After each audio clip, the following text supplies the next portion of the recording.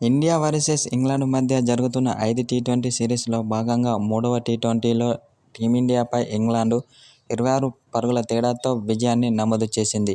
దీంతో 2-1తో ముందంజలో ఉంది టీమిండియా. అయితే మూడవ టీ20లో టీమిండియా ఓడిపోవడానికి ముఖ్య కారణం టీమిండియా యొక్క బ్యాటింగ్ వైఫల్యమే అని పాకిస్తాన్ కెప్టెన్ బాబర్ ఆజమ్ ఓ సోషల్ మీడియా ద్వారా తెలిపాడు.